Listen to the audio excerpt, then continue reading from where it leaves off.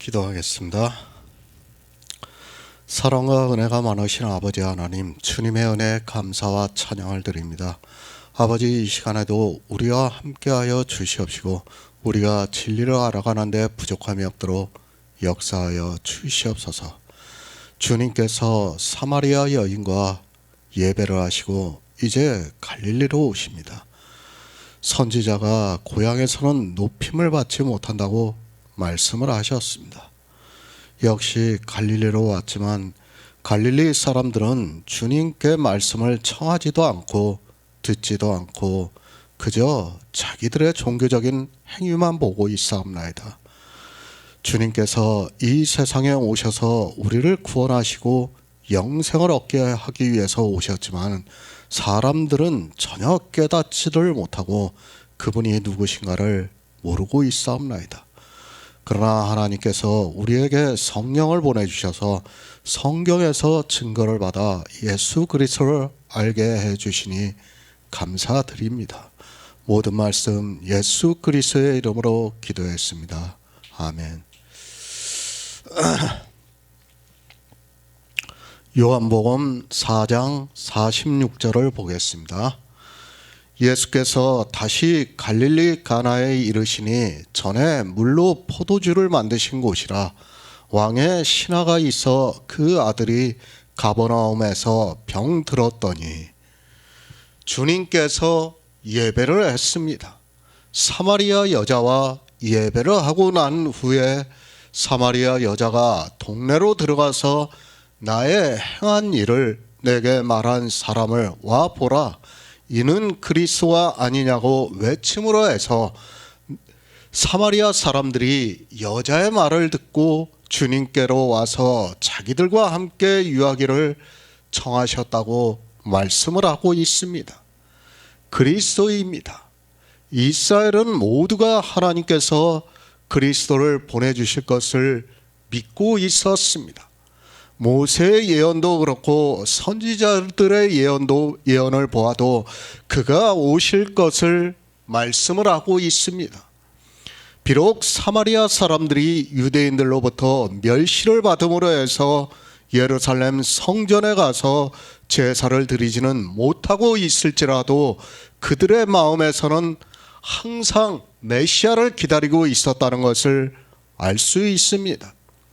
주님께서 사마리아로 가셨습니다. 왜 사마리아로 가셨는가는 이미 충분히 말씀을 드렸습니다. 주님께서는 이 세상의 가난한 자들에게 복음을 전하러 오셨습니다. 당시 사마리아 사람들은 예루살렘 성전에 가고 싶어도 갈 수 없었기 때문에 율법으로 가난한 사람들이었습니다. 그런 가난한 자들에게 주님께서 천국 복음을 전파하시려고 오셨다고 말씀을 하고 있습니다. 가난해야 합니다. 우리는 부자가 되면 안 됩니다. 그것을 사도 바울은 적은 누룩이 온 덩이를 부풀게 한다고 말씀을 하고 있습니다. 그러니까 아주 적은 행위 하나로 인하여 부자가 되면 구원을 받을 수 없다는 것을 말씀을 하고 있습니다. 그러나 안타깝게도 이 시대 교회 안에 있는 사람들은 자기들이 얼마나 부자가 되어 있는 줄을 모르고 있습니다. 부자입니까? 그들에게는 복음이 전해지지도 않고 설령 누군가 복음을 전한다 해도 듣지를 않고 도리어 대적을 한다는 것을 우리가 성경을 통해서 이미 충분히 알고 있습니다. 하나님께서는 이사야 선지자를 통해서 주님이 오셔서 가난한 자들에게 복음을 전파하신다고 이미 예언을 하셨습니다. 그리고 주님께서도 이 세상에 오셔서 실제 가난한 자들에게 복음을 전파하셨습니다. 가난하시기 바랍니다. 육체적으로 물질적으로 가난해지라는 것이 아닙니다. 하나님을 믿는다고 하면서 교회 안에서 하고 있는 행위가 우리를 부자로 만들고 있다고 말씀을 하고 있습니다. 주님께서 부자가 구원을 받을 수 없다는 것을 여러 가지 비유를 통해서 말씀을 하고 있습니다. 그러나 종교 안에 있는 사람들은 누가 부자고 누가 가난한 자인가를 전혀 모르고 있습니다. 사마리아인들입니다. 그들은 가난한 자이기 때문에 주님께서 찾아가셨습니다. 그리고 그들은 주님으로부터 친히 복음의 말씀을 들었습니다. 그러고 나서 여자에게 이제 우리가 믿는 것은 내 말을 인함이 아니니 이는 우리가 친히 듣고 그가 참으로 세상의 구주신 줄 알미라고 말을 하고 있습니다. 친히 들었습니다. 그리고 그가 참으로 세상의 구주신 줄 안다고 말을 하고 있습니다. 우리도 복음을 들어야 합니다. 교회 안에 있다고 해서 복음을 듣는다고 하지 마시기 바랍니다. 반드시 복음을 들어야 하고 그 복음을 듣고 예수 그리스도를 믿음으로 영생을 얻어야 한다는 것을 말씀을 하고 있습니다. 이틀이 지났습니다. 이제 주님께서 당신이 자라나신 고향으로 가고 있습니다. 갈릴리로 가시면서 친히 증거하시기를 선지자가 고향에서는 높임을 받지 못한다고 말씀을 하고 있습니다. 주님께서 왜 이 말씀을 하셨는가를 지난 시간에 우리가 말씀을 나누었습니다. 높임을 받는 것입니다. 그냥 주님을 환영을 하고 높이는 말을 했다고 해서 높였다고 하지 마시기 바랍니다. 예수 그리스도를 믿는다고 하면서 주님을 말로 높이는 사람들이 교회 안에 참 많이 있습니다. 그런 것으로 마치 주님을 영접하고 믿는 것으로 생각을 해서는 안 됩니다. 갈릴리로 가셨습니다. 그러자 사람들이 나와서 주님을 영접했다고 사도 요한이 말씀을 하고 있습니다. 그들이 왜 영접을 했는가를 우리는 알아야 합니다. 그리고 바로 앞에서 주님께서 왜 선지자가 자기 고향에서는 높임을 받지 못한다고 말씀을 하셨는가를 알아야 합니다. 갈릴리 사람들입니다. 명절에 갔다가 예수께서 명절 중 예루살렘에서 하신 모든 일을 보았다고 말씀을 하고 있습니다. 그러니까 주님께서 예루살렘 성전에서 하신 일을 보았는데 제사장들도 그리고 바리새인들도 주님께 어떻게 하지 못하는 것을 보았습니다. 그리고 표적을 행하신 것을 보았다는 말씀입니다. 영접을 했습니다. 그러나 높임을 받지 못하셨습니다.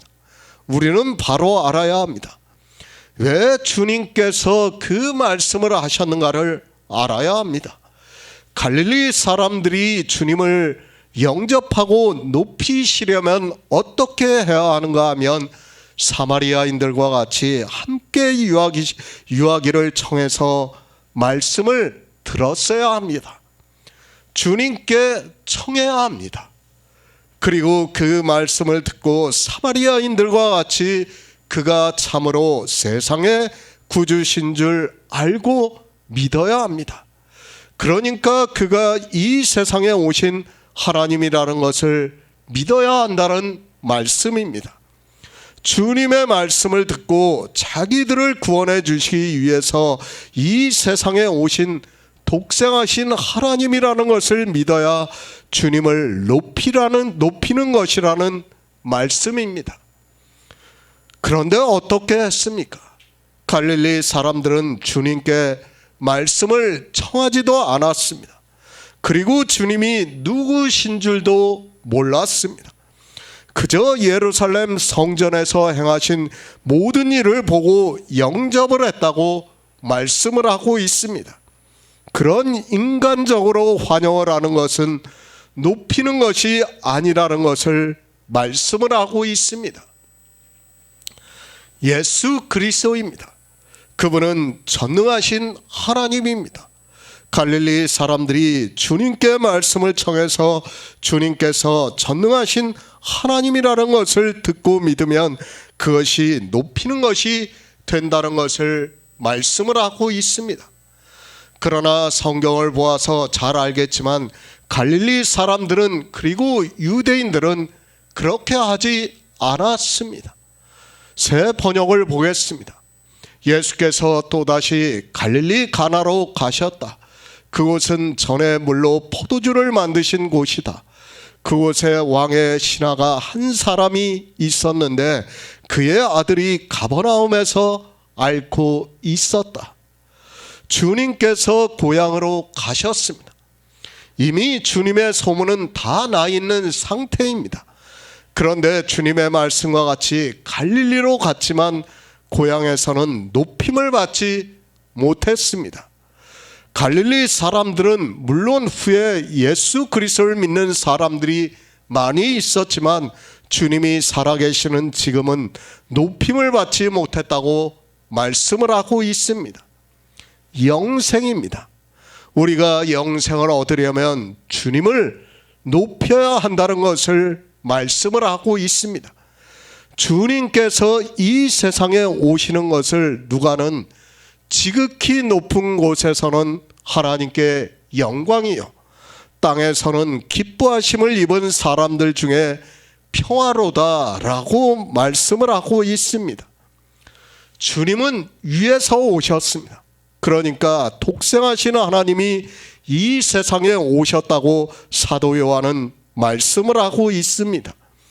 갈릴리 사람들이 예수님께서 예루살렘 성전에서 행하시는 모든 것을 보았다면 당연히 주님으로부터 말씀을 듣고 지극히 높이셔야 하는데 그렇게 하지를 않았다고 말씀을 하고 있습니다. 예수 그리스도입니다. 그분은 전능하신 하나님입니다. 그리고 영존하시는 아버지라고 말씀을 하고 있습니다. 우리가 그렇게 믿어야 주님을 높일 수 있습니다. 그러나 이 시대 역시 주님을 높이지 않고 있습니다. 성경에 있지도 않은 삼위일체라는 신을 만들어서 높이는 것이 아니라 도리어 폄하를 하고 있는 것을 볼 수 있습니다. 갈릴리 가나로 가셨습니다. 고향에서 갈릴리 사람들이 주님을 영접을 하기는 했지만 그들은 주님을 하나님으로 믿지를 않았습니다. 왜 하나님으로 믿지를 않았는가 하면 주님으로부터 말씀을 듣지를 않았기 때문에 자기들에게 전하는 아름다운 소식을 들을 수 없었습니다. 높이기 바랍니다. 말로 높인다고 높이시는 것이 아니라는 것을 알아야 합니다. 아무리 말로 예수 그리스도께 영광을 돌린다고 해서 주님께서 높임을 받는 것이 아니라는 것을 알아야 합니다. 반드시 주님께서 홀로 한 분이신 하나님이라는 것을 믿어야 합니다. 바로 알아야 합니다. 성경이 우리에게 가르쳐주고 있습니다. 그러나 사람들은 신약 성경을 보면서도 도무지 무슨 말씀을 하고 있는 줄을 깨닫지 못하고 있습니다. 하나님이 얼마나 높으신 분이라는 것을 제가 굳이 말씀을 안 드려도 하나님을 믿는 사람이라면 잘 알고 있습니다. 그러나 하나님을 믿는다고 하는 그들이 예수 그리스도를 높이지 않고 있다는 것을 알아야 합니다. 떠날 수밖에 없습니다. 주님을 높이지 않는 곳에서 주님께서는 더 이상 계실 이유가 하나도 없습니다. 그래서 사도 요한은 주님께서 다시 갈릴리 가나에 이르셨다고 말씀을 하고 있습니다. 그곳은 전에 혼인의 청함을 받아서 물로 포도주를 만드신 곳이라고 말씀을 하고 있습니다. 공개되지는 않았습니다. 그러나 그 하인들이 나중에 이야기했을 것이 분명합니다. 자기들이 물을 돌 항아리에 담았다가 그것을 연회장에게 벗어 갖다 주라 하셔서 그 말씀대로 순종하였더니 그 물이 포도주로 변했다는 것을 이야기를 했을 것이고 많은 사람들이 알고 있었을 것이라고 생각을 하고 있습니다. 주님께서 행하시는 일입니다. 분명한 이유가 있습니다. 그것을 그리고 우리에게 가르쳐 주시고자 하는 의미가 있다는 것을 알아야 합니다. 주님이 어디를 가셨을 때는 그냥 가신 것이 아니라 누구를 만나기 위해 가셨고 그곳에서 하신 일은 다 영적인 의미가 있다는 것을 알아야 합니다. 왕의 신하입니다. 그 아들이 병이 들었다고 말씀을 하고 있습니다. 주님께서 이 세상에 오셔서 행하시는 모든 일은 다 의미가 있습니다. 그리고 우리는 성경에서 그 의미를 알아야 합니다. 그러나 사람들은 성경의 문자만을 보고 그저 병을 고치는 것으로 생각을 하고 있습니다. 요한복음 4장 47절을 보겠습니다. 그가 예수께서 유대로부터 갈릴리에 오심을 듣고 가서 청하되 내려오셔서 내 아들의 병을 고쳐 주소서 하니 저가 거의 죽게 되었습니다. 새 번역을 보겠습니다. 그 사람은 예수께서 유대에서 나와 갈릴리로 들어오셨다는 소문을 듣고 예수께 와서 제발 가버나움으로 내려오셔서 아들을 고쳐 주십시오 하고 애원하였다. 아들이 거의 죽게 되었기 때문이다. 갈릴리입니다. 주님께서 갈릴리로 오셨지만 높임을 받지 못하셨습니다. 그리고 갈릴리에서 가나로 가셨다고 말씀을 하고 있습니다. 그 갈릴리 가나에 전에 물로 포도주를 만드셨던 곳입니다. 아마도 이 왕의 신하라는 사람도 이 혼인과 관계가 있었던 사람이라고 생각을 하고 있습니다. 지금과 같은 시대가 아닙니다. 2000년 전이라는 것을 우리는 늘 생각하고 있어야 합니다. 그때는 소문이라는 것이 무섭게 퍼져나갔다는 것을 알아야 합니다. 더군다나 당시 사람들은 메시아를 기다리고 있었기 때문에 예수 그리스도에 대한 소문은 정말 이스라엘 모든 땅에 퍼졌다고 보는 것이 맞습니다. 직장 생활을 합니다. 그러면 당연히 사람을 만나야 하고 또 대화를 하게 되어 있습니다. 그러나 이 시대는 직장도 다양하고 또 굳이 사람과 대화를 하지 않아도 혼자서 할 수 있는 일이 많이 있는 것으로 알고 있습니다. 그리고 미디어가 발달을 하다 보니까 굳이 사람과 대화를 하지 않아도 세상의 소식을 잘 알 수 있는 그런 시대를 살아가고 있습니다. 그러나 주님이 오셨을 때입니다. 그때는 아주 작은 일까지도 그 마을뿐 아니라 이웃 마을까지도 쉽게 소문이 나게 되어 있습니다. 우리가 지도상으로 보아도 당시 가나와 가버나움은 그렇게 먼 거리가 아닌 것으로 알려져 있습니다. 말씀을 보아도 잘 알겠지만 하루가 안 걸리는 정도의 거리였던 것으로 알고 있습니다. 당시 하루입니다. 사람들이 걸어다니는 시대고 물론 부자는 낙타나 노새나 말을 타고 다녔다 해도 같이 다녔던 사람이 있으면 걸어가는 시간과 거의 비슷하게 걸리게 되어 있습니다. 왕의 신하는 아마도 주님께서 가나 혼인에 참석을 했을 때 물로 포도주를 만드신 일을 알았거나 예루살렘 성전에서의 소문을 들었을 것으로 생각을 하고 있습니다. 예수님께서 갈릴리로 오셨습니다. 아마도 제 생각에는 가나 혼인에 참석을 했던 것으로 보여지고 있습니다. 그런 표적을 행하시는 분이라면 자기 아들의 병도 고쳐주실 것으로 생각을 하고 주님을 찾아왔다고 생각을 하고 있습니다. 그가 예수께서 유대로부터 갈릴리로 오심을 듣고 가서 청하여 내려오셔서 내 아들의 병을 고쳐주셔서 하니 저가 거의 죽게 되었다고 말을 하고 있습니다. 에스겔 34장 4에서 6절을 보겠습니다. 구약성경 1204쪽입니다. 에스겔 34장 4에서 6절입니다. 너희가 그 연약한 자를 강하게 아니하며 병든 자를 고치지 아니하며 상한 자를 싸매어 주지 아니하며 쫓긴 자를 돌아오게 아니하며 잃어버린 자를 찾지 아니하고 다만 강포로 그것들을 다스렸도다. 목자가 없으므로 그것들이 흩어지며 흩어져서 모든 들짐승의 밥이 되었도다. 내 양의 무리가 모든 산과 높은 맷뿌리마다 유리되었고 내 양의 무리가 온 지면에 흩어졌으되 찾고 찾는 자가 없었도다. 야고보서 5장 14에서 15절을 보겠습니다.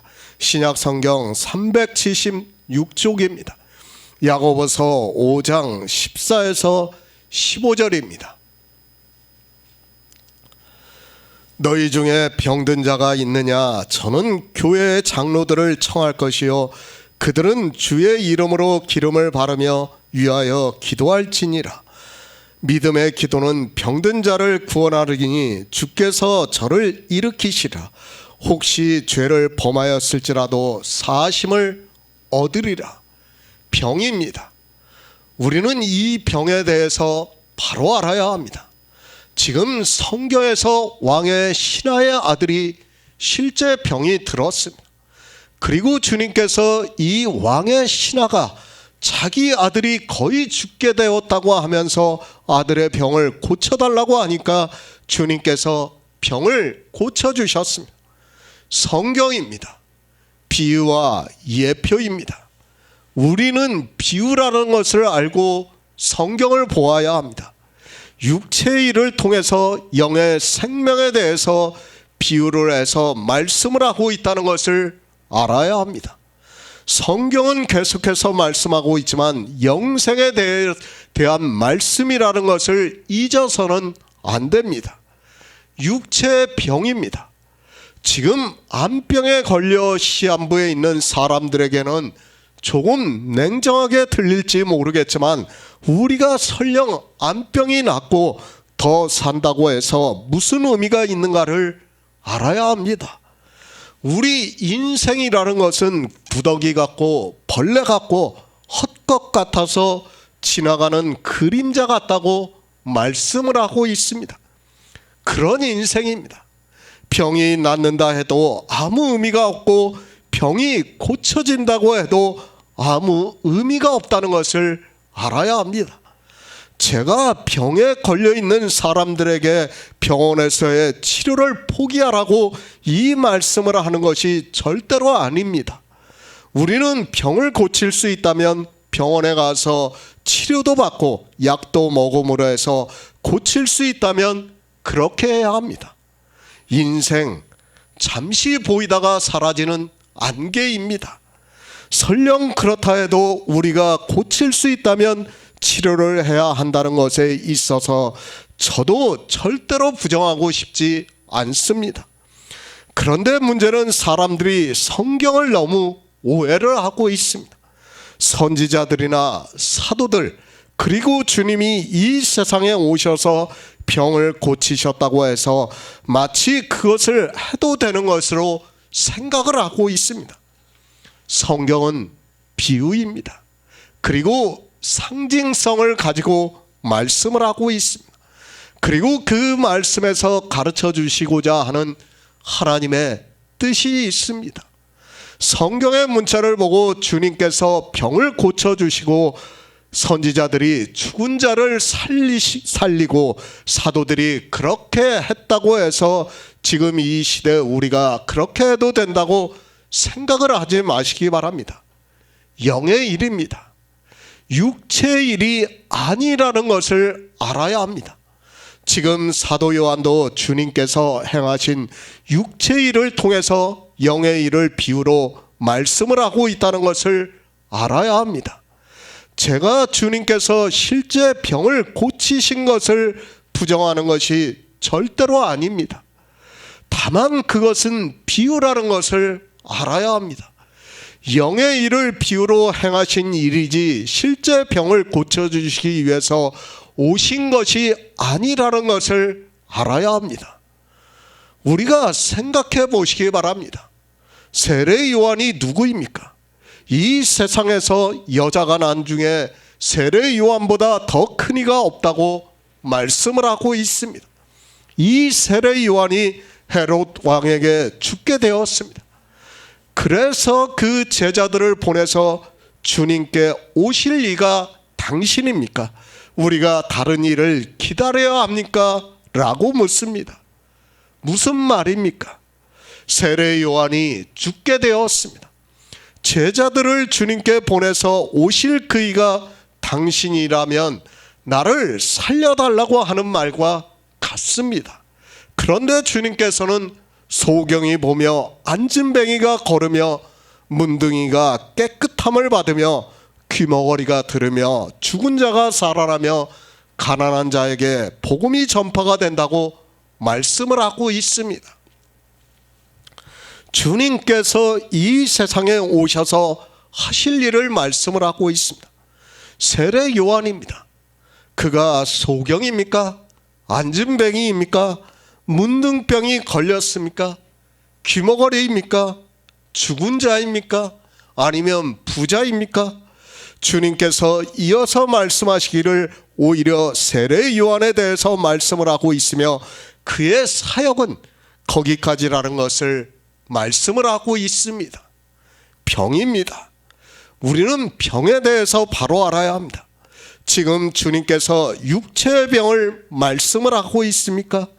물론 이 세상에 오셔서 이 육체의 병에 걸린 사람들을 치유해 주셨습니다. 그러나 그 병들은 다 영적인 의미를 가지고 있다는 것을 알아야 합니다. 이 병에 대해서 하나씩 말씀할 기회가 있다고 생각을 하고 있습니다. 주님께서 실제 이 병자들을 고쳐주셨습니다. 그러나 그 병자들은 영적인 의미를 다 가지고 있다는 것을 알아야 합니다. 이 시대는 성경을 문자적으로 보고 마치 지금도 성령이 역사를 하면 문자적으로 병을 고칠 수 있는 것과 같이 하고 있습니다. 병원이 왜 있습니까? 만약에 성경에 기록이 되어 있는 문자적으로 우리가 모든 병을 치유받을 수 있다면 병원이 왜 필요합니까? 그리고 왜 사람이 죽습니까? 주님께서는 죽은 나사로까지 살리셨습니다. 죽어도 다시 살려달라고 하시면 살려주셔야 하는 것 아닙니까?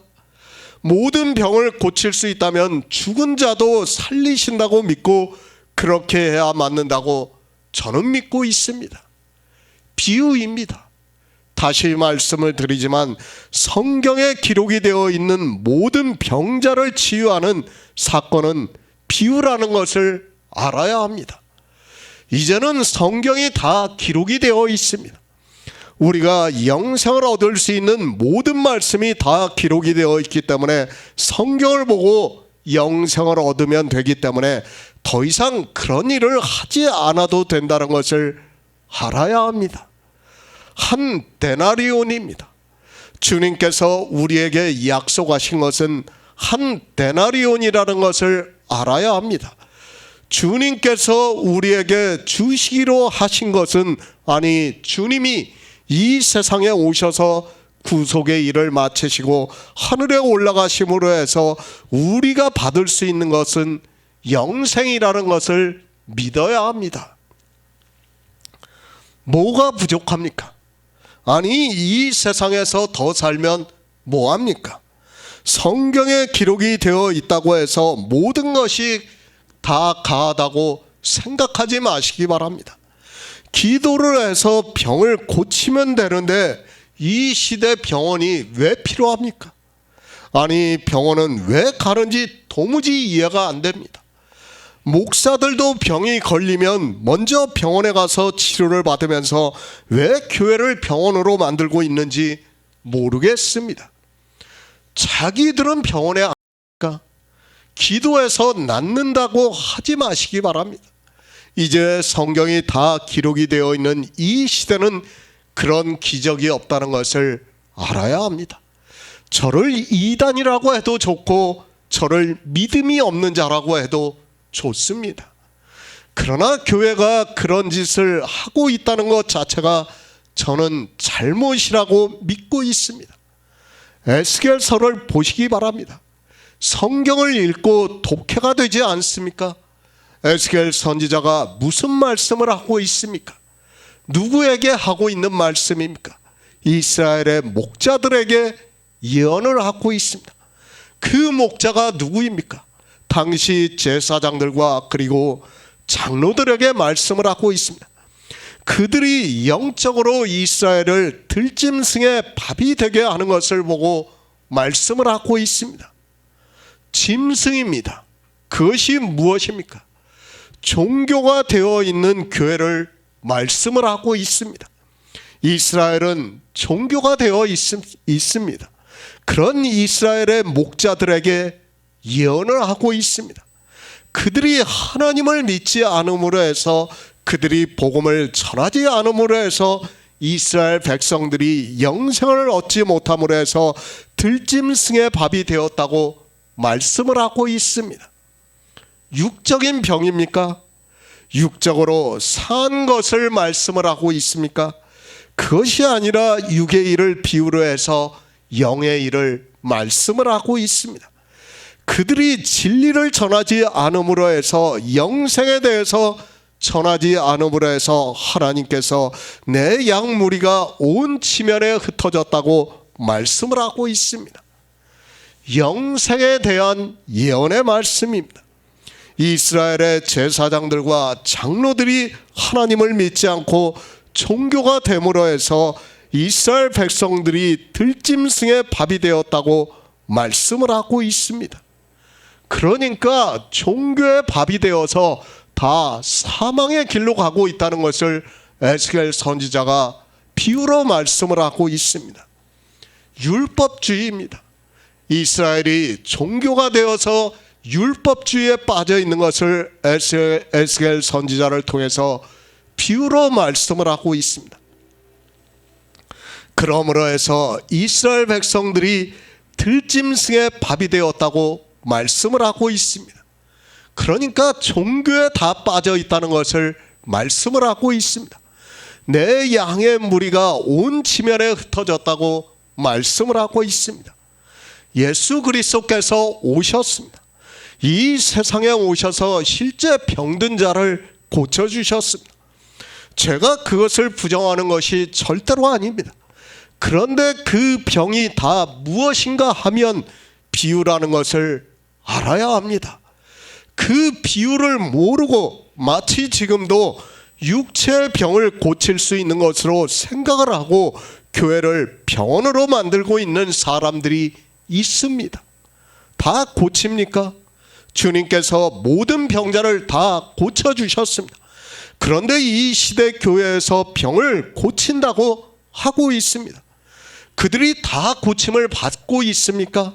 다 고침을 받지도 못하는데 마치 다 고침을 받을 수 있는 것과 같이 이야기를 하고 있고, 또 고침을 받지 못하는 사람들에게는 그 사람의 믿음으로 치부를 하고 있는 것을 볼 수 있습니다. 병입니다. 그것을 주의 형제 야고보가 말씀을 하고 있습니다.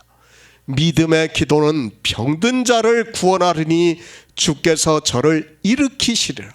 혹시 죄를 범하였을지라도 사하심을 얻으리라고 말씀을 하고 있습니다. 무슨 말씀입니까?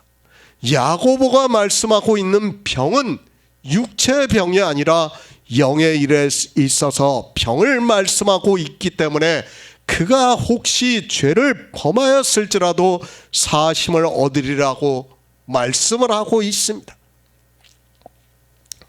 종교 사기꾼들입니다. 이 시대도 병을 고친다고 하는 사람들은 다 사기꾼에 불과하다는 것을 알아야 합니다. 이미 성경이 다 기록이 되어 있습니다. 그리고 이제 우리는 인쇄술이 발달을 해서 성경을 자유롭게 볼 수 있습니다. 그리고 누구나 성경을 보고 성령을 구함으로 해서 하나님으로부터 긍휼하심을 입어서 영생을 얻을 수 있는 시대라는 것을 알아야 합니다. 병의 치유를 위해서 기도를 하고 있습니까? 절대 하지 마시기 바랍니다. 그는 구원을 받을 수 없다는 것을 알아야 합니다. 그건 역시 자기 육신의 것을 위해서 구하는 것이고 역시 불의의 싹이 되는 것이 되기 때문에 설령 죽을 병이 들었다 해도 그것을 위해서 기도하는 자는 구원을 받을 수 없다는 것을 알아야 합니다. 제가 냉정합니까? 제가 그렇게 아파 보지를 않아서 함부로 말을 하고 있습니까? 제가 죽을 병에 걸리지 않아서 쉽게 말을 하고 있습니까? 저는 내일 죽는다 해도 제 육체를 위해서 기도를 하지 않습니다. 아니 도리어 인생의 무거운 짐을 내려놓을 수 있어서 감사할 것 같습니다. 요한복음입니다. 1에서 4장까지 2제까지 무엇에 대해서 말씀을 했습니까? 영생에 대해서 말씀을 했습니다. 지금 사도 요한은 이 영생에 대해서 말씀을 하고 있는데 갈릴리 사람들은 예수 그리스도께서 자기 고향에 오셨음에도 자기들을 구원해 주시는 하나님으로 높이지를 않고 있습니다. 그리고 가나로 가셨습니다. 왕의 신하가 주님께 찾아왔습니다. 그러면서 주님께 간청을 하고 있습니다. 자기 아들이 거의 죽게 되었다고 하면서 내 아들의 병을 고쳐달라고 말을 하고 있습니다. 지금 주님께서는 고향에서 높임을 받지 못하고 있는 것을 계속해서 말씀을 하고 있습니다. 예수 그리스도입니다. 그분은 전능하신 하나님입니다. 지극히 높으신 하나님입니다. 그분은 이 세상에 오신 것은 우리 인생들의 병을 고치시기 위해서 오신 것이 아니라 영생을 주시기 위해서, 우리를 구원하시기 위해서 구속의 일을 이루시고 천국 복음을 전파하시기 위해서 오셨습니다. 그런데 어떻습니까? 선지자가 고향에서는 높임을 받지 못하고 계십니다. 주님께서는 선지자로도 이 세상에 오셨다는 것을 말씀을 하고 있습니다. 가난한 자들에게 아름다운 소식을 전하기 위해서 이 세상에 오셨는데 갈릴리에 있는 사람들은 주님을 높이지 않고 있습니다.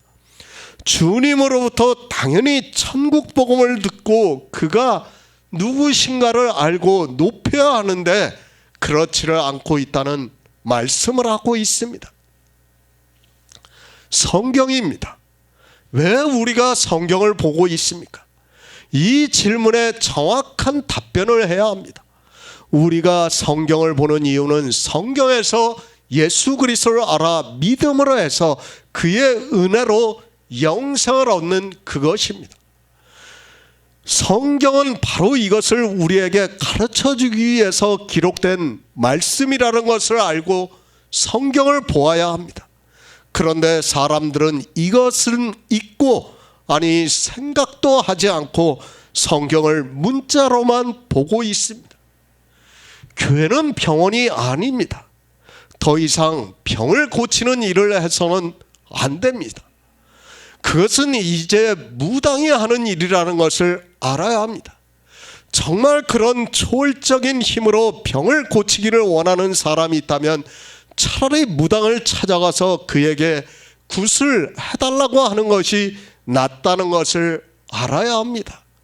이 세상 종교입니다. 이 생에 미련이 많이 있습니다. 그래서 그들은 육체의 병이 걸리면 초월적인 힘을 빌리기를 원하고 있습니다. 그러나 우리가 알아야 하는 것은 그런 초월적인 힘을 빌려서 설령 잠깐 동안 치유가 되었다 해도 그 역시도 죽는다는 것을 알아야 합니다. 어차피 죽습니다. 아니 성경은 한 번 죽는 것은 정해진 것이라고 말씀을 하고 있습니다. 그가 병이 드냐 안 드냐 하는 것은 아무런 의미가 없습니다. 그리고 그가 빨리 죽느냐, 정말 세상 말로 호상을 당할 정도로 장수를 하다 죽느냐 하는 것도 아무 의미가 없다는 것을 알고 있어야 합니다. 영생입니다. 그렇지 않습니까? 내가 병이 들고 내 아들이 병이 들고 하는 것은 아무 문제가 아닙니다. 물론 사람의 인정으로 빨리 죽으면, 그리고 아들이 죽으면 어떻다는 것을 저 역시도 충분히 알고 있습니다. 그렇지만 병이 치유가 되는 것보다 더 소중한 것은 영생이라는 것을 알아야 합니다. 그런데 지금 주님께서는 고향에 오셨지만 높임을 받지 못하고 계시고 있고, 왕의 신하는 자기 아들이 거의 죽게 되었다고 하면서 고쳐달라고 하고 있습니다. 요한복음 4장 48절을 보겠습니다. 예수께서 가라사대 너희는 표적과 기사를 보지 못하면 도무지 믿지 아니하리라. 새 번역을 보겠습니다. 예수께서 그에게 말씀하셨다. 너희는 표징이나 기이한 일을 보지 않고는 결코 믿으려고 하지 않는다. 하나님의 뜻입니다. 아들을 보고 믿는 자마다 영생을 얻는 이것이니 마지막 날에 이를 다시 살리시리라고 말씀을 하고 있습니다. 주님께서는 아버지의 뜻을 행하러 오셨다고 말씀을 하고 있습니다. 그러니까 가난한 자들에게 아름다운 소식을 전함으로 해서 그들이 아들을 보고 믿을 수 있게 함으로 해서 영생을 얻게 하기 위해서 이 세상에 오셨습니다. 예수 그리스도입니다. 이 시대 종교 안에 있는 사람들이 오해를 하고 있습니다. 주님께서 이 세상에 병자들을 고쳐주시기 위해서 오셨다고 생각을 하지 마시기 바랍니다. 아니, 이 시대도 성경에 기록이 되어 있는 것과 같이 병자가 치유된다고 생각을 하지 마시기 바랍니다. 저는 절대 안 믿습니다. 아니, 하나님께서는 치유해 주시지 않는다고 믿고 있습니다. 이 시대 모든 사람이 성경을 저에게 보여주면서 선지자들도 그리고 사도들이 주님께서 병자를 고쳐주셨다고 해도 저는 성경이 완전히 기록이 되어 있고 그것을 모든 사람이 쉽게 볼 수 있는 이 시대, 그런 샤머니즘이 교회 안에서 일어나는 것에 대해서 믿지를 않고 있습니다. 주님이 병을 고치셨습니다. 제가 그것을 샤머니즘이라고 하는 것이 절대로 아닙니다. 주님께서는 분명히 영생에 대해서 가르쳐주기 위해서 비유로 실제 병을 고쳐주셨습니다. 실제 그렇게 병을 고치셨어도 그것을 비유로 알고 있는 우리 성도는 이 시대 병든 자를 고치는 일을 하고 있는 교회는 샤머니즘에 빠져 있다는 것을 성령의 인도하심으로 깨달을 수 있습니다. 주님께서 말씀을 하십니다. 너희는 표적과 기사를 보지 못하면 도무지 믿지 아니하리라고 말씀을 하고 있습니다. 표적과 기사를 보고 믿으라고 이 말씀을 하고 있습니까? 그것이 아니라 왕의 신하를 책망하시는 말씀을 하고 있습니다. 성경을 보고 있습니까? 지금 이 말씀을 주님께서 왜 하고 계시는 줄을 모르겠습니까? 너희는 표적과 기사를 보지 못하면 도무지 믿지 아니하리라고 말씀을 하는 것은 이스라엘의 이제까지의 신앙을 말씀을 하고 있습니다. 그들은 표적과 기사를 볼 때만 하나님을 믿는다고 했고 그것을 보지 못하면 도무지 믿지 않는다고 말씀을 하고 있습니다. 믿음입니다. 지난 시간에도 이 믿음에 대해서 말씀을 했습니다. 믿음이라는 것은 아는 것에서부터 출발이 된다고 말씀을 했습니다. 우리 성도는 복음을 듣고 있습니다.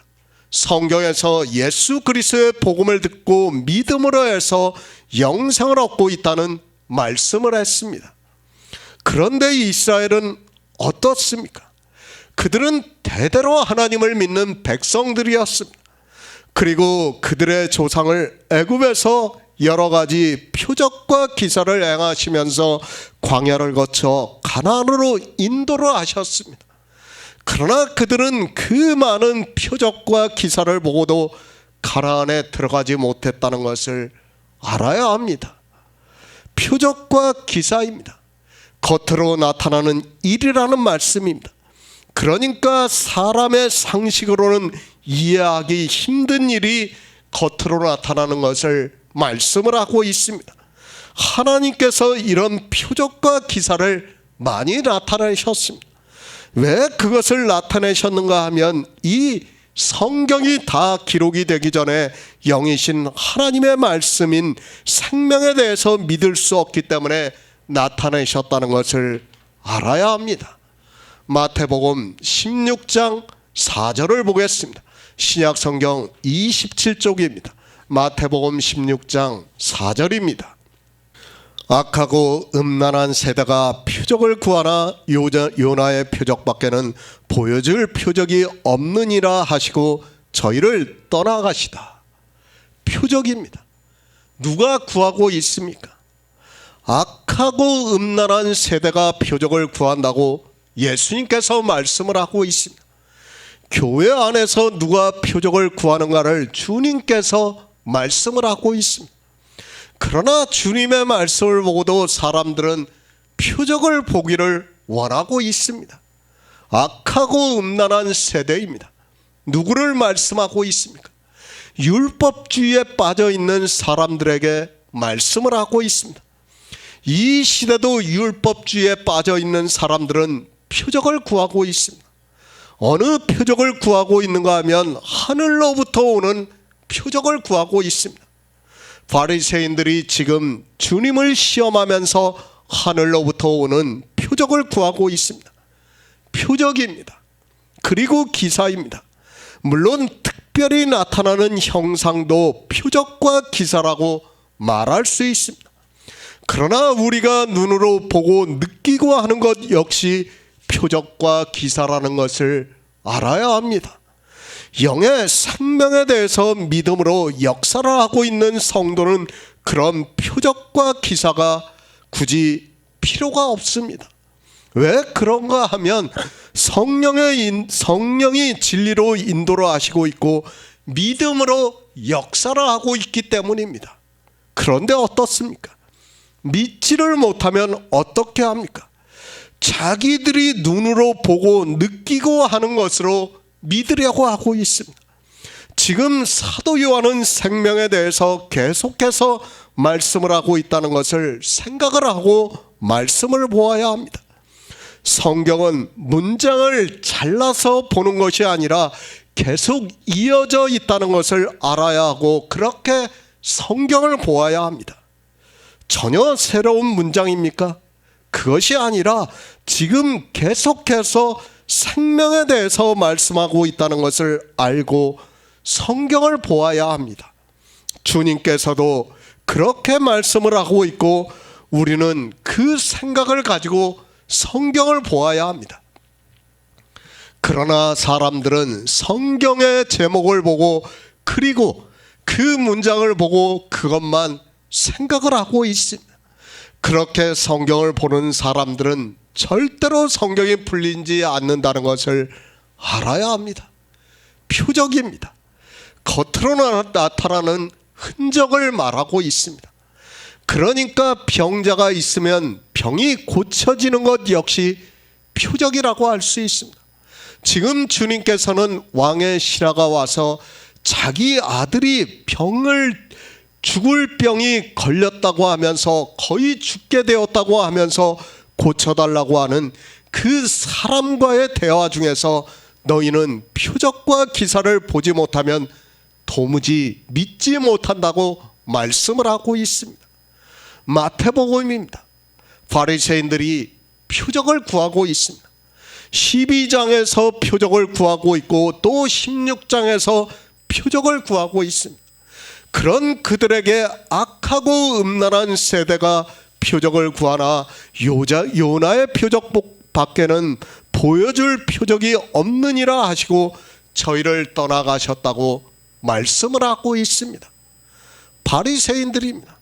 주님께서 그들에게는 표적과 기사를 보여주시지 않고 있습니다. 그들이 예수 그리스도를 보고 하나님께로서 보내심을 받은 자인가를 알기 위해서 표적을 구하고 있으나 주님께서는 그들에게 악하고 음란한 세대라고 말씀을 하고 있습니다. 그러니까 율법주의에 빠져 있는 그들에게는 표적을 보여줄 수 없다고 말씀을 하고 있습니다. 왕의 신하입니다. 그가 와서 주님께 자기 아들이 거의 죽게 되었다고 하면서 고쳐달라고 청하고 있습니다. 그러자 주님께서는 표적을 행하시면서 너희가 표적과 기사를 보지 못하면 도무지 믿지 아니하리라고 말씀을 하고 있습니다. 바리새인들에게는 표적을 보여주시지 않고 있는데 왕의 신하에게는 표적을 보여주시면서 너희가 표적과 기사를 보지 않고는 도무지 믿지 않는다고 말씀을 하고 있습니다. 우리는 알아야 합니다.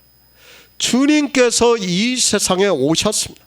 그리고 아직 신약 성경이 다 기록이 되지 않았습니다. 사도 바울이 디모데에게 말씀하는 것과 같이 내가 어려서부터 성경을 알았나니 성경은 능히 너로 하여금 그리스도 예수 안에 있는 믿음으로 말미암아 구원에 이르는 지혜가 있게 하고 있는데 이 성경이 아직 다 기록이 되지 않았다는 말씀입니다. 영생입니다. 성경이 다 기록이 되어야 합니다. 우리가 구원을 받으려면 성경을 보고 예수 그리스도를 믿음으로 받아야 하는데 기록이 되지 않았습니다.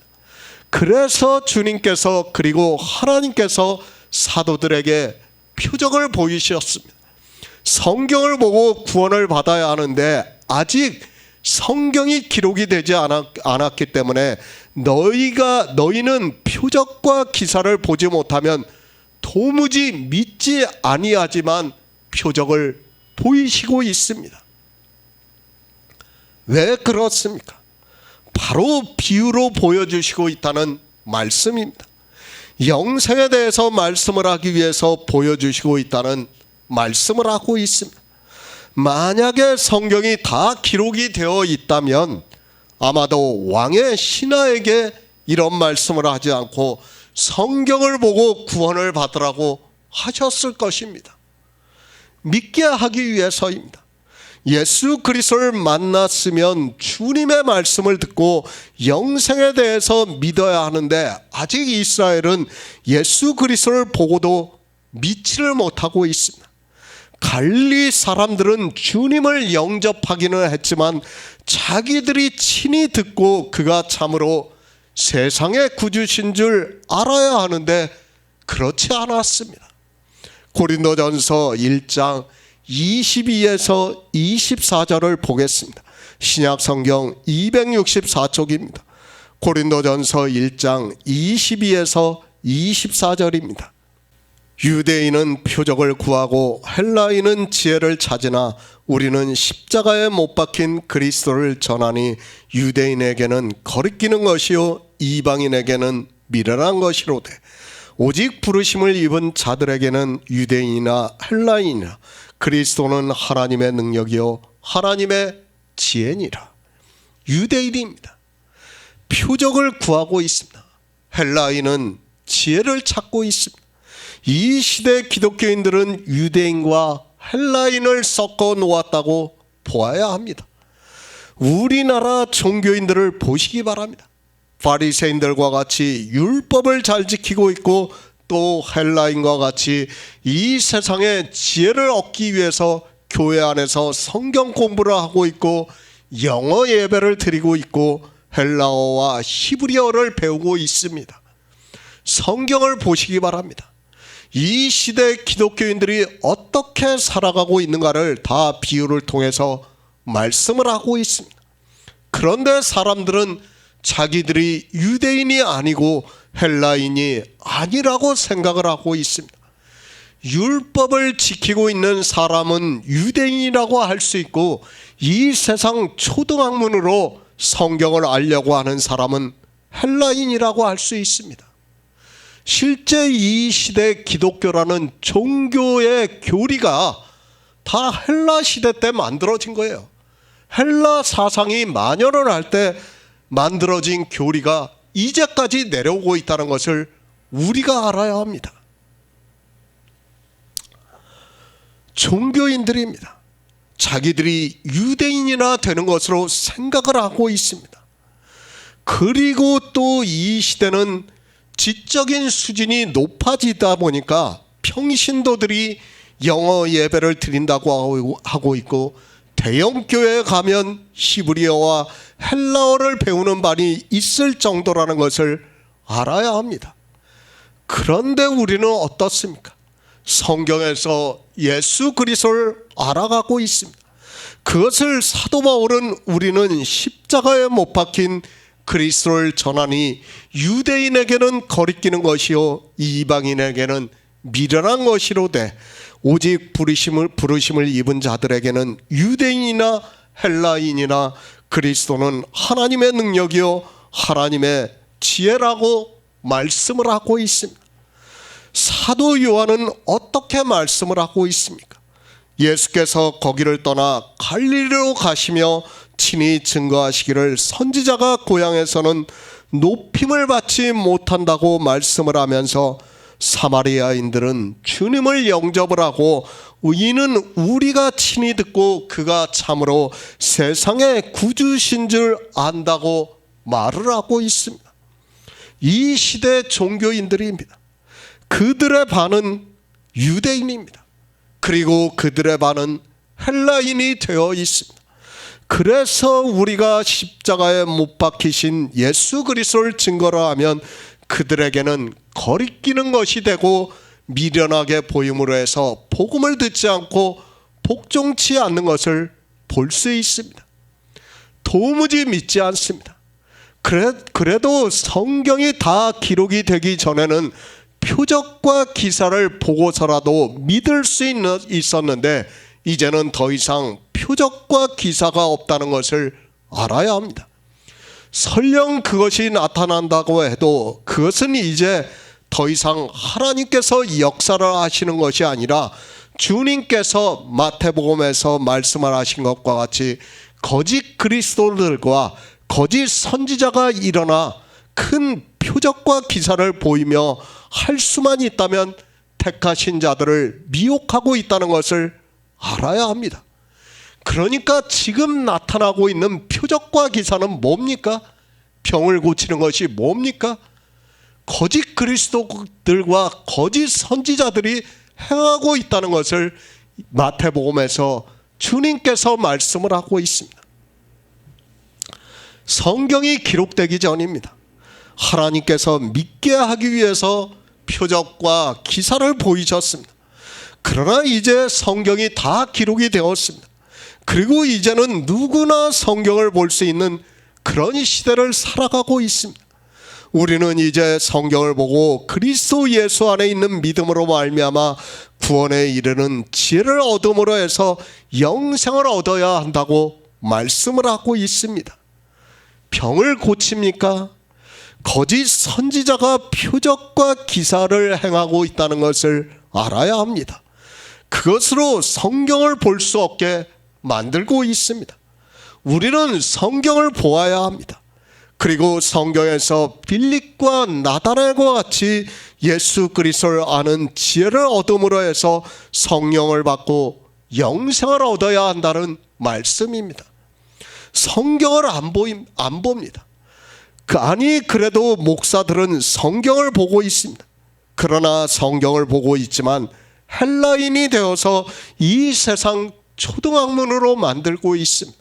사도 바울이 교회 안에 있는 사람들에게 이 세상 초등학문이라고 말씀하고 있지만 그것이 무엇이 세상 초등학문인지도 모르고 점점 더 헬라인이 되려고 인생의 지식으로 지혜를 얻고자 하고 있습니다.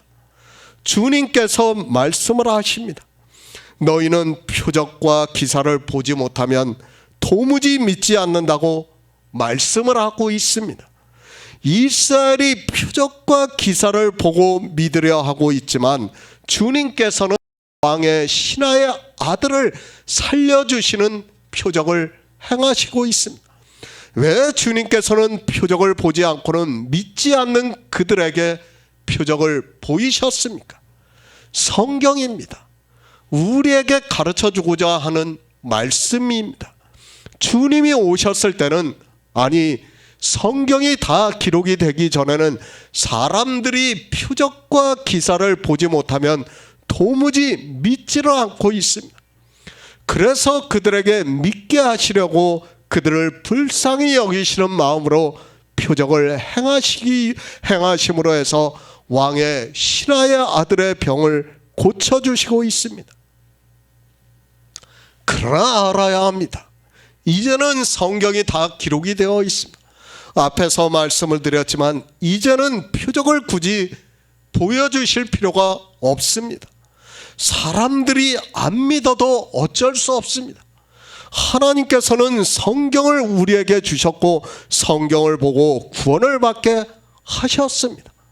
만약에 이 시대 역시 표적을 보이신다면 우리가 보고 있는 성경은 더 이상 필요가 없다는 것을 알아야 합니다. 그렇지 않습니까? 뭐할로 성경을 봅니까? 그냥 표적과 기사를 보고 믿으면 되지 않습니까?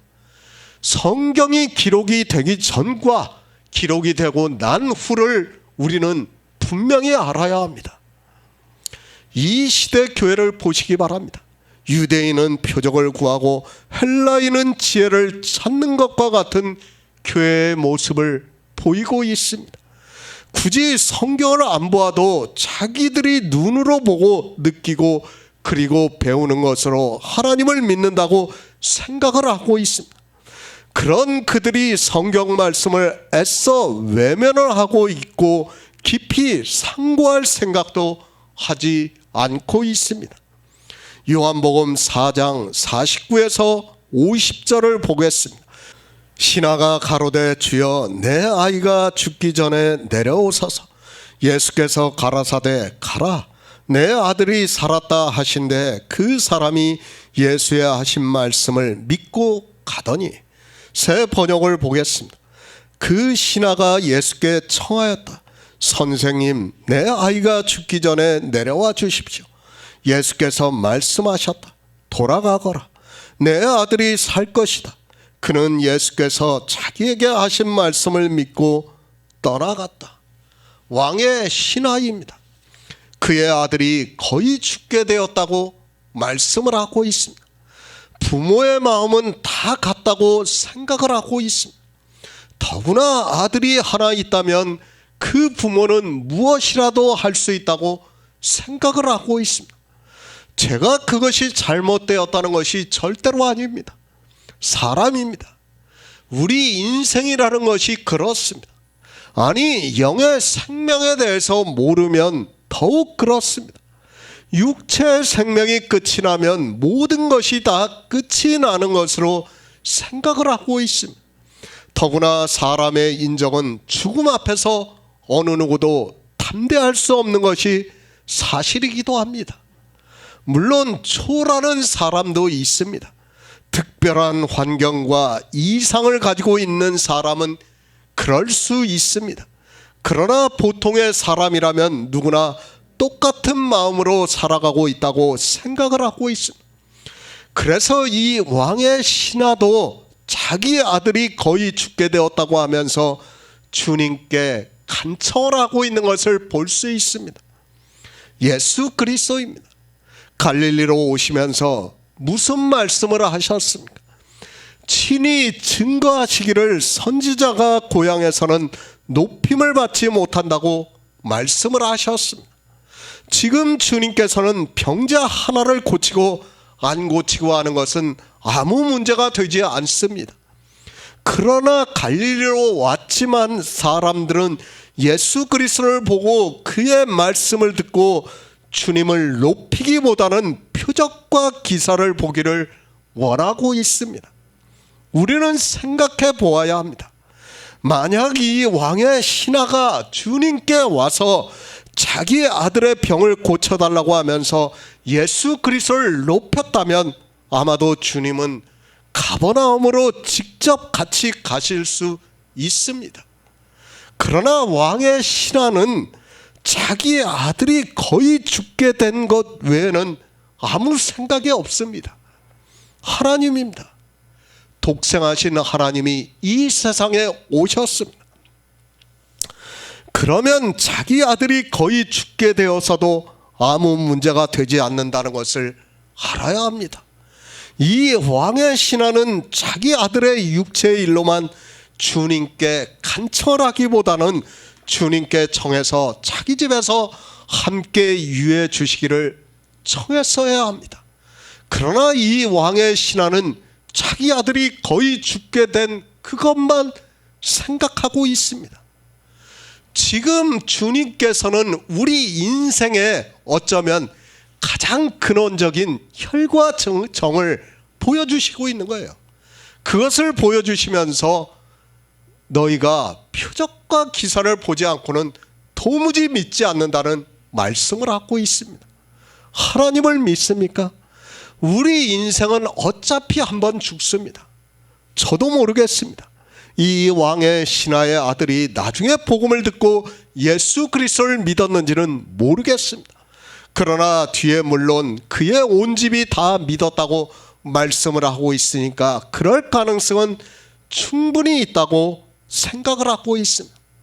왕의 신하의 아들입니다. 주님께서 거의 죽게 된 그 아들을 고쳐주셨습니다. 우리는 분명히 알아야 합니다. 주님께서는 이 세상에 왜 오셨는가를 알아야 합니다. 주님께서는 육적인 병자를 고치시려고 이 세상에 오신 것이 절대로 아니라는 것을 먼저 알고 있어야 합니다. 그러나 사람들은 주님을 보고 그렇게 겉으로 드러나는 것을 보기를 원하고 있고 그것을 구하고 있습니다. 영생입니다. 주님께서는 우리에게 영생을 주시기 위해서 오셨습니다. 사실 육의 병을 고치는 일은 주님께서 하시는 일이 아니라는 것을 알아야 합니다. 주님께서 하시는 일이 아니지만 왜 하시는가 하면 바로 이스라엘이 표적을 보지 않으면 도무지 믿지 않기 때문에 표적을 보이시고서라도 영생의 말씀을 전하시기 위해서 보이셨다는 것을 알아야 합니다. 오해하지 마시기 바랍니다. 지금도 교회 안에 있는 사람들은 그렇게 생각하고 있습니다. 이 왕의 신하와 같이 교회에 나와서 자기가 주님께 간청하면 주님이 들어주시는 것으로 생각을 하고 있습니다. 주님께서 이 시대 우리 성도들에게 그렇게 하라고 왕의 신하의 아들의 병을 고쳐주신 것이 절대로 아닙니다. 그런 표적을 보고 믿지 말라고 말씀을 하고 있습니다. 지금 이 말씀은 뭐냐? 반어법이에요. 그러니까 갈릴리로 오셨을 때 고향에서는 높임을 받지 못한다는 것을 지금 반어적으로 말씀하는 거예요. 그런데 사람들은 이 말씀을 깨닫지를 못하고 있습니다. 병 고치는 것 중요합니까? 절대로 그렇지 않다는 것을 알아야 합니다. 성도입니다. 우리 성도는 이 왕의 신하와 같아서는 안 됩니다. 우리는 성경에서 예수 그리스도를 알아서 영생을 얻는 것으로 모든 것을 다 얻었습니다. 그런데 자기 아들이 거의 죽게 되었다고 하면서 기도를 하고 있다면 그는 영생과는 아무 상관이 없다는 것을 알아야 합니다. 무슨 말씀입니까? 설령 우리가 내 아들이 죽게 되었다고 해도 기도를 해서는 안 된다는 거예요. 어떻게 해야 돼요? 영생에 대해서 구해야 돼요. 내 아들이 죽게 되어서도 육적으로 죽는 것을 가지고 주님께 기도를 하기보다는 주님께 내 아들의 영생을 위해서 기도를 해야 주님을 높이신다는 말씀입니다. 지금 그것을 가르쳐 주는 겁니다. 주님께서 갈릴리로 오셨습니다. 왜 오셨는가 하면 주님은 선지자가 고향에서 높임을 받기를 원하시고 오셨습니다. 그러니까 갈릴리 사람들이 주님의 말씀을 듣고 사마리아인들과 같이 그가 참으로 세상의 구주신 줄 알게 하시기 위해서 오셨는데, 갈릴리에 있는 사람들은 그저 주님께서 예루살렘에서 하신 일을 보고 환영을 하고 있고, 또 왕의 신하는 자기 아들이 거의 죽게 되었다고 하면서 자기 아들을 살려달라고 간청을 하고 있습니다. 제 생각입니다. 아마도 이 왕의 신하가 비록 자기 아들이 거의 죽게 되었어도 주님께 찾아와서 영생에 대해서 물었다면 주님께서는 기뻐하셨을 것이라고 생각을 하고 있습니다. 그러나 자기 아들의 육적인 병이 너무 급해서 예수 그리스도를 높이는 일을 하지 못하고 있는 것을 볼 수 있습니다. 가라, 내 아들이 살았다. 주님께서 말씀을 하시자 그 사람이 예수의 하신 말씀을 믿고 가더라고 말씀을 하고 있습니다. 주님의 말씀을 듣고 이 사람은 가고 있습니다. 그러나 우리는 성경에서 말씀을 하고자 하는 뜻을 알아야 합니다. 주님께서는 육체의 병자를 고치시기 위해서 이 세상에 오신 것이 아니라 영적으로 병들어 있는 사람을 고치시기 위해서 오셨다는 것을 알아야 합니다. 요한복음 4장입니다. 사도 요한이 무슨 의미로 이 말씀을 기록했는가를 생각해 보아야 합니다. 주님께서 사마리아 여자와 예배를 했습니다. 그리고 내가 그러라 하면서 주님께서 메시아 그리스도라는 것을 사마리아 여자에게 가르쳐 주시는 것으로 예배를 하셨습니다.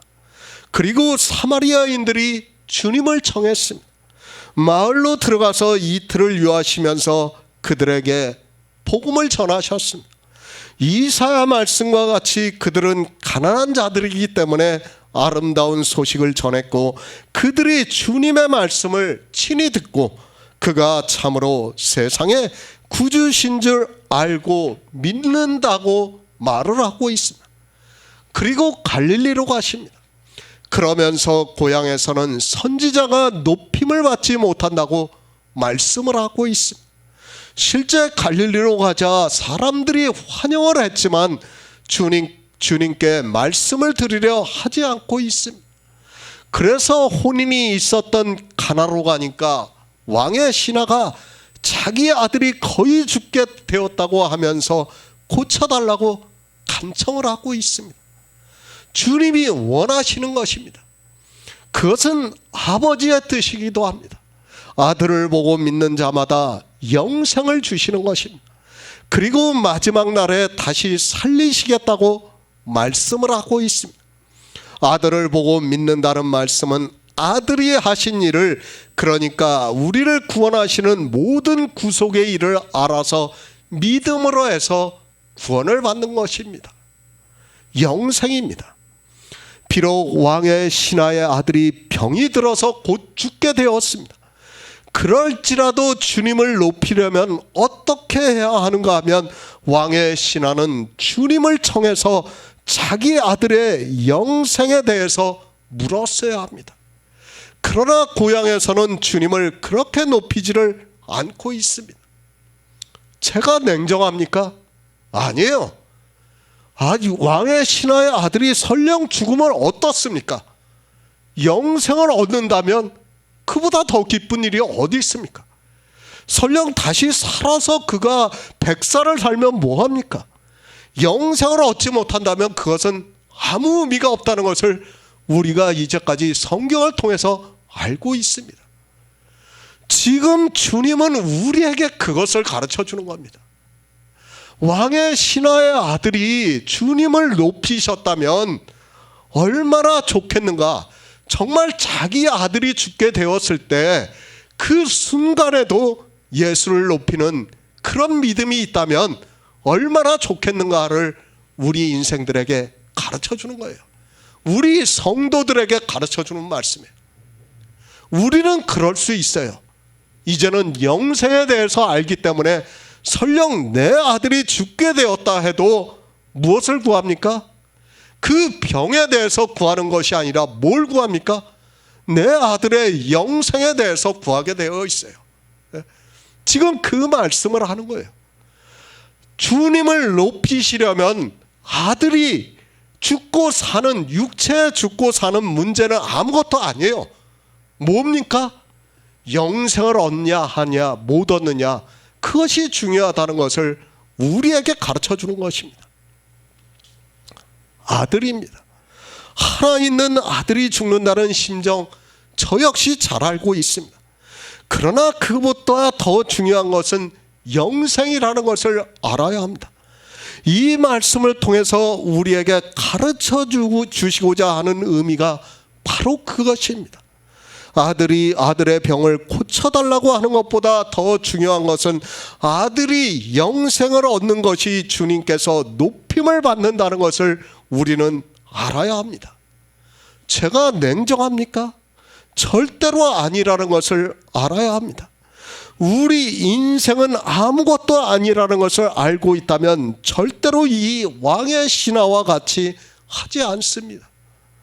그러나 정과 혈에 매어 있는 왕의 신하지만 주님께서는 그 아들의 병을 고쳐주심으로 해서 후에 복음을 들을 수 있게 고쳐주셨다고 저는 믿고 있습니다.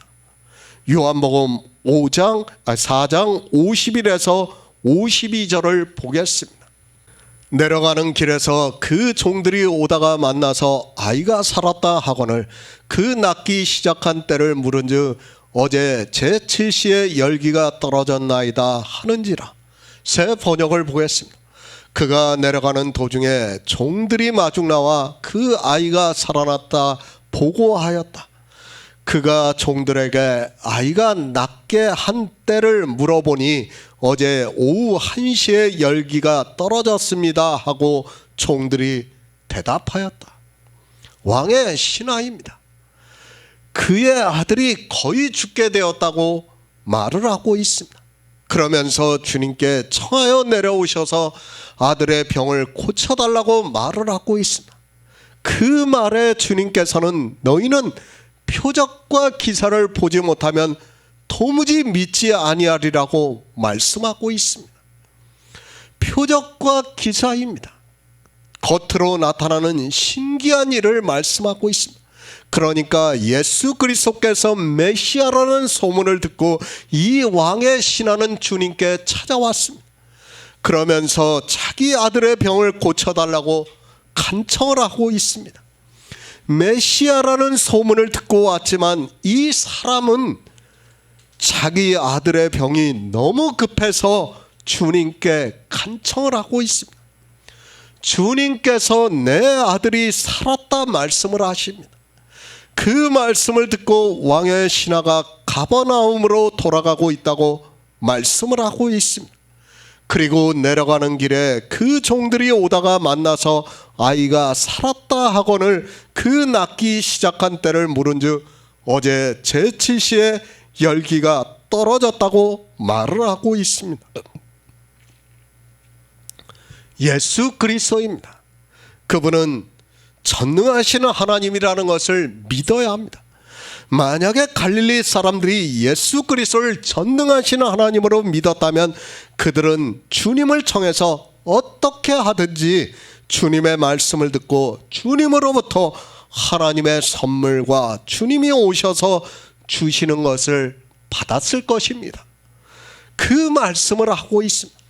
비록 갈릴리 사람들이 왕의 신하가 표적과 기사를 보지 않고는 도무지 믿지 않을지라도 주님께서는 그들의 육체에 연약한 것을 고쳐주심으로 해서 그들이 그것을 보고서라도 믿을 수 있게 역사를 하고 있습니다.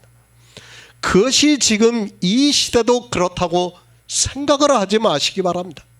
사람들이 이 말씀을 보고 그렇게 생각합니다.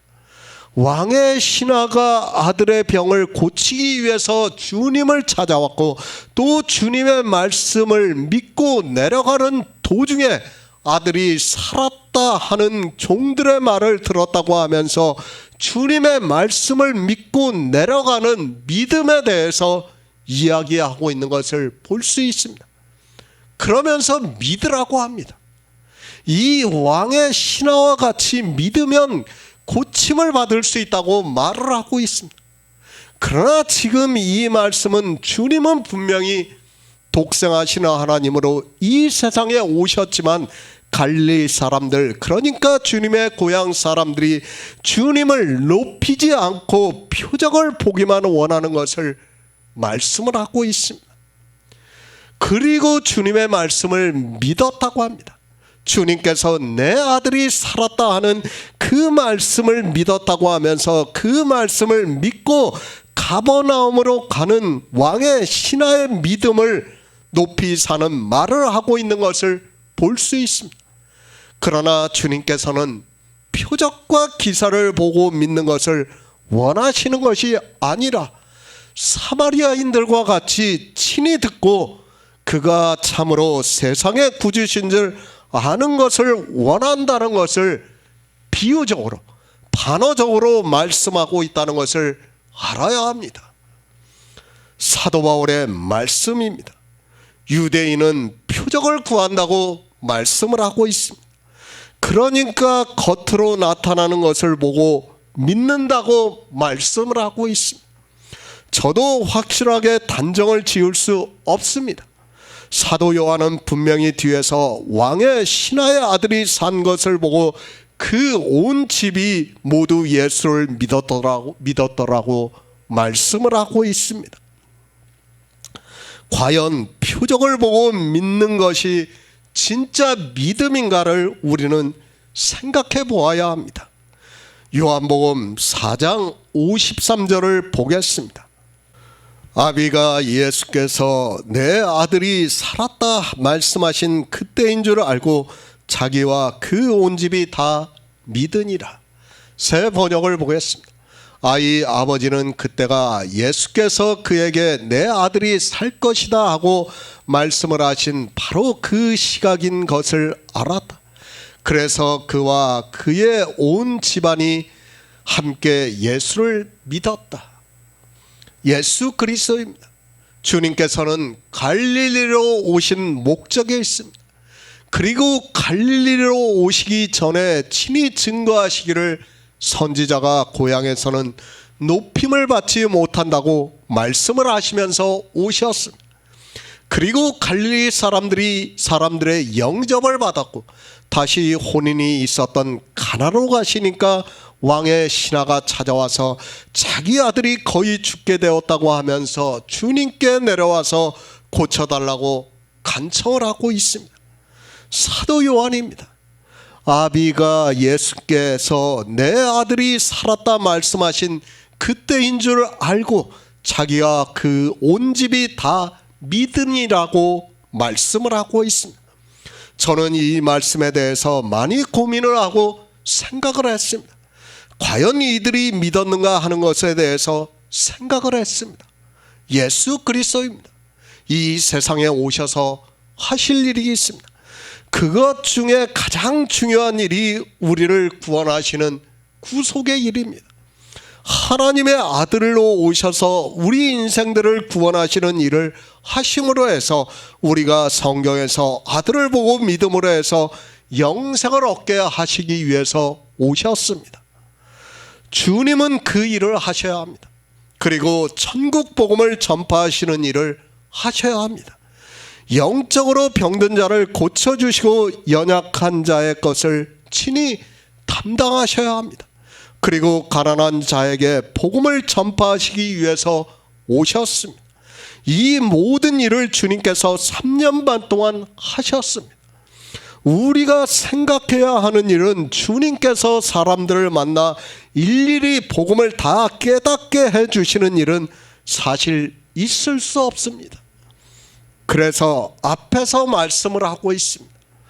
내가 너희로 노력지 아니한 것을 거두러 보내었노니 다른 사람들은 노력하였고 너희는 그들의 노력한 것에 참여하였다고 말씀을 하고 있습니다. 주님께서는 제자들에게 유월절을 다 먹이셨습니다. 그러니까 천국 복음에 대해서 다 말씀을 하셨습니다. 그러나 일반 사람들입니다. 그들에게는 일일이 그것을 다 말씀하시지 않았습니다. 그것은 앞에서 말씀한 것과 같이 제자들에게 노력지 아니한 것을 거두러 보내시겠다고 말씀을 하고 있습니다. 비록 유대인들이 표적과 기사를 보지 않고는 도무지 믿지를 않지만 주님께서는 표적과 기사를 보이셨습니다.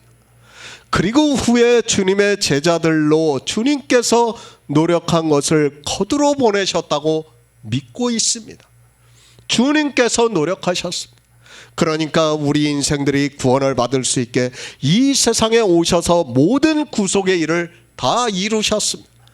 그리고 이제 그것을 주님 제자들에게 거두러 보내신다고 말씀을 하고 있습니다. 비록 선지자가 고향에서는 높임을 받지 못하셨지만 주님께서는 그들이 표적을 보고서라도 믿을 수 있게 역사를 하시고 후에 제자들을 보내셔서 거두게 하셨다는 말씀입니다. 병자들을 고치셨습니다. 주님께서 성경에 기록이 되어 있는 병자만 고치신 것이 아니라는 것을 말씀을 하고 있습니다. 그것을 다 기록하려면 성경이 부족할 정도가 된다는 것을 말씀을 하고 있습니다. 그러니까 성경에 기록이 되어 있는 것은 우리가 영생을 알 수 있는 것만 말씀을 하고 있습니다. 영생에 대해서 의미를 담고 있는 것을 말씀을 하고 있다는 것입니다. 자기와 그 온 집이 다 믿었더라. 어떻게 믿었습니까? 표적과 기사를 보고 믿었습니다. 유대인들은 표적과 기사를 보지 않고는 도무지 믿지 않지만 주님께서는 표적과 기사를 행하셔서 그들을 믿게 하셨습니다. 그리고 어떻습니까? 우리가 지난 시간에도 사도행전을 보았습니다. 사도행전에서 베드로가 설교를 하자 3,000명이 회개하는 놀라운 역사가 있었습니다. 그리고 스데반 집사가 죽고 나서 갈릴리로 사마리아로 온 유대 땅으로 흩어졌습니다. 그리고 복음을 전하니까 많은 사람들이 믿었다고 말씀을 하고 있습니다. 바로 이 말씀입니다. 그러니까 주님께서는 씨를 뿌려 놓으셨고 후에 사람들이 가서 복음을 전할 때 병자가 치유를 받은 사람들이나 그런 사람들이나 우리가 보리떡을 먹은 사람들이나 그런 사람들이 믿었다고 저는 믿고 있습니다. 사도행전 말씀을 보았습니다. 앞에서 믿음에 대해서 말씀을 했습니다. 표적을 보고 믿는 믿음을 믿음이라고 저는 생각하지 않습니다. 그러나 주님께서는 그들에게 표적을 보이심으로 해서 그렇게 해서라도 믿게 역사를 하셨습니다. 그들이 나중에 제자들이 전하는 복음을 듣고 믿음으로 해서 영생에 이르는 열매가 되어서 거두게 되었다고 믿고 있습니다. 물론 지금은 말씀을 안 들었습니다. 그러나 후에 제자들이 갔을 때 복음을 전할 때 그들은 믿을 수 있었다고 저는 믿고 있습니다. 이제는 우리에게 더 이상 표적이 없다는 것을 알아야 합니다. 사도 바울이 갈라디아서를 통해서 편지마다 표적이라고 말씀을 하고 있습니다. 우리는 성경을 보아야 합니다. 주님께서는 당시 씨를 뿌리는 것과 같이 유대인들에게 표적과 기사를 행하셨다는 것을 알아야 합니다. 갈릴리입니다. 주님께서 어려서부터 사신 곳입니다. 그래서 갈릴리 사람들은 주님에 대해서 너무도 잘 알고 있습니다. 성경에서 말씀을 하고 있지만 저가 요셉의 아들이 아니냐고 말을 하고 있습니다. 주님께서 메시아로 그리스도로 이 세상에 오셨지만 고향에서는 요셉의 아들로 알고 있는 사람들이 더 많이 있어서 주님이 높임을 받지 못하셨다고 말씀을 하고 있습니다. 다른 복음서입니다. 주님께서 갈릴리 지방의 회당에서 복음을 전파하셨다고 말씀을 하고 있습니다. 물론 마태, 마가, 누가가 기록한 성경과 사도 요한이 기록한 성경은 그 자체가 다르다는 것을 알아야 합니다. 같이 예수님의 공생애를 기록하셨지만 사도 요한은 성경에 대해서 말씀을 하고 있다 보니까 전혀 다르게 성경이 기록이 되어 있습니다. 지금 사도 요한은 영생에 대해서 말씀하고 있다는 것을 생각하면서 성경을 보아야 합니다. 그리고 요한복음은 우리가 잘 보면 알겠지만 다른 복음서와는 다르게 거의 주님의 말씀이에요. 주님이 직접 하신 말씀을 사도 요한이 기록했다는 것을 우리가 알고 보아야 돼요. 그리고 솔직히 말씀드려서 사도 요한이 기록한 성경은 오히려 요한일서, 요한이서, 요한삼서라고 봐야 됩니다. 그러니까 요한복음은 우리가 보면 알겠지만 뭐 거의 다 주님의 말씀이에요. 다른 복음서와는 조금 다르다는 것을 알고 우리가 성경을 보아야 됩니다. 그만큼 요한복음에서는 영생이라는 단어도 많이 나오고 영생에 대한 말씀이라는 것을 우리가 확실히 알 수 있다는 겁니다. 요한복음 4장 54절을 보겠습니다. 이것은 예수께서 유대에서 갈릴리로 오신 후 행하신 두 번째 표적이니라. 새 번역을 보겠습니다. 이것은 예수께서 유대에서 나와서 갈릴리로 돌아오신 뒤에 행하신 두 번째 표징이다. 주님이 이 세상에 오셨습니다. 그리고 우리를 구원하시는 모든 구속의 일을 이루시고 계십니다. 주님께서 하나님이심을 나타내시기 위해서 표적을 보이시고 있습니다. 유대인들이 비록 표적과 기사를 보지 않고는 도무지 믿지 않고 있지만 그럴지라도 주님께서는 왕의 신하의 아들의 병을 고쳐주면서 그들로 하여금 표적을 보고서라도 믿게 하고 있습니다. 믿음입니다. 반드시 복음을 듣고 예수 그리스도를 알아야 믿는다고 할 수 있습니다. 그러나 주님께서는 표적을 보이시면서 그들의 육적인 병을 고쳐주시면서 그들에게 믿을 수 있게 역사를 하고 있습니다. 물론 후에 제자들에게 성령을 보내주심으로 해서 그들에게 복음을 전해서 그들을 영생에 이르는 열매가 되게 해서 거두게 하신다고 말씀을 하고 있습니다. 표적을 보이셨습니다. 왜 주님께서 표적을 보이시지 않고는 도무지 믿지 않는 유대인들에게 표적을 보이셨는가를 알아야 합니다. 주님께서는 이렇게 표적을 보이심으로 해서 그들이 예수 그리스도를 믿게 하시고 있고 후에 제자들을 보내실 것을 말씀을 하고 있습니다. 그러니까 우리 인생의 가장 취약점이 뭐라고 할 수 있습니까? 내 아들이에요. 솔직히 말씀드려서 내가 아들이 죽는 거하고 내가 죽는 거하고 어떤 것을 택하겠습니까? 모든 부모라면 차라리 내가 죽는 것을 택해요. 그렇지 않습니까? 그 어려운 상황에서라도 우리는 예수 그리스도를 높여야 한다. 영생을 얻어야 한다는 것을 이 요한복음 4장을 통해서 예배를 통해서 그리고 사마리아 사람들에게 복음을 전한 것을 통해서 그리고 갈릴리로 오셨지만은 갈릴리 사람들이 예수 그리스도를 높이지 않는 것을 통해서 반어적으로 지금 그 왕의 신하의 아들을 고쳐주면서 말씀을 하고 있는 것입니다. 요한복음 4장입니다. 영생에 대해서 말씀하고 있다는 것을 알아야 합니다. 주님께서는 아버지의 뜻을 행하며 그의 일을 온전히 이루시고 있습니다. 그러나 갈릴리 사람들은 사마리아 사람들과 같이 복음을 듣지도 믿지도 않고 주님을 높이시지도 않았다고 말씀을 하고 있습니다.